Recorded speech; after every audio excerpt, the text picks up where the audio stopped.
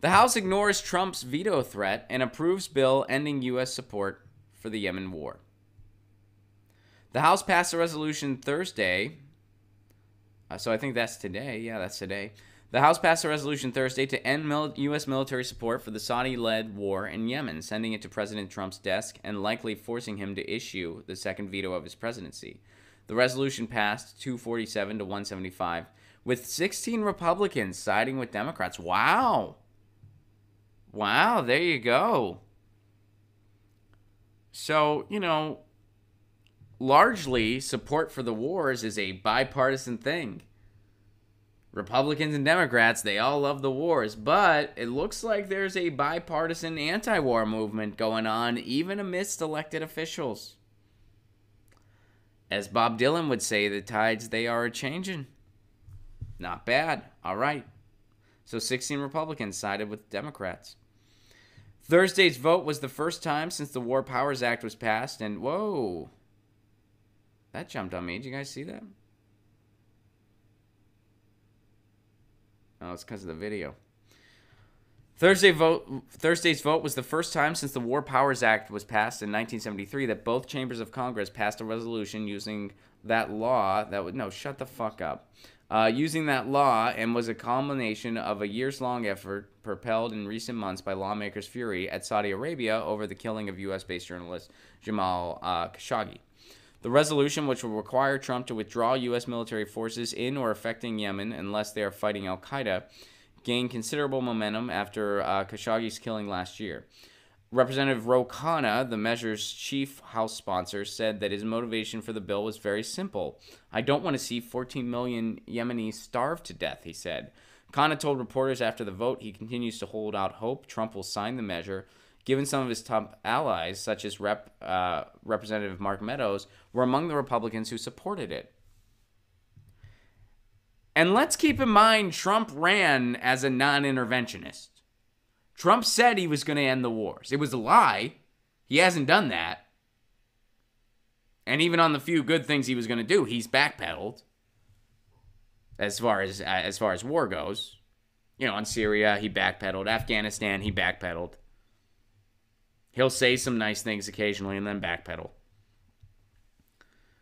So this is another chance that he has to actually be the non-interventionist he said he was going to be. This is Donald Trump. You can trust him as far as you can throw him. So I have a feeling he's not going to, but this would be an opportunity for him to actually make good on one campaign promise and actually do something about ending the wars. I doubt he will, and when he doesn't, that'll come up in 2020. The fact that, he didn't succeed on Syria, he didn't succeed on Afghanistan as far as getting the troops out.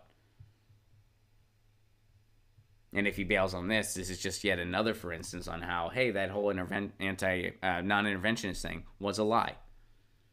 And hopefully his opponent is an actual progressive. So,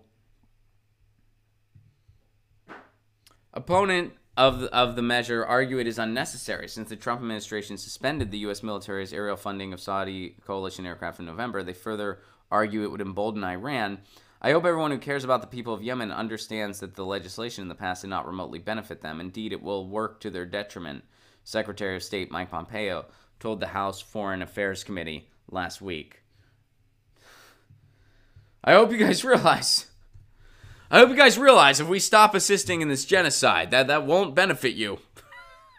Hope you realize that. Mike Pompeo. That's some Pompeo logic for you. All right. A handful of lawmakers have been sounding the alarm for years about riders' behavior in the 4-year-old civil war in Yemen, where Saudi Arabia is leading a coalition against Iran-backed Houthi rebels.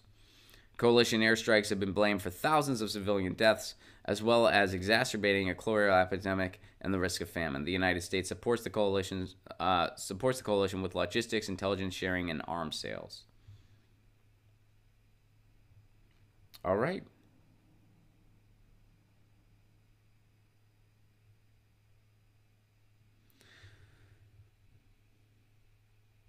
So it will likely not override Trump's likely veto. The Yemen resolution passed neither the House nor the Senate with enough support to override Trump's likely veto.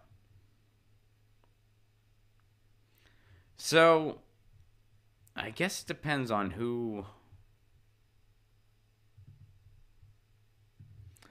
I guess it depends on if any of the Republicans that are in support actually have Trump's ear or not. I guess we'll find out. And I don't think they do. I mean, his cabinet is all, pro-war people. So he will veto. I think he will likely veto it. I think there's a very slim chance he won't.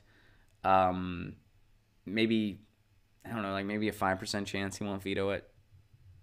I don't know. Is that fair? I'd say like there's a 5% chance, maybe. That's being optimistic, I think. But you got to stay positive, said the Hold Steady.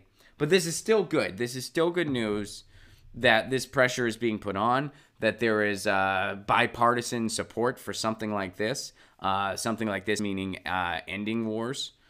So hopefully this trend continues. This is a little bit of good news. And, let's hope for the best, although it is likely Trump will veto this. But it's good that it's moving forward. It's still good that it's moving forward.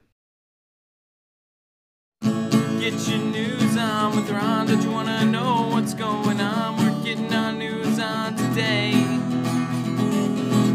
Get your news on with Ron. Don't you want to know what's going on? We're getting our news on today.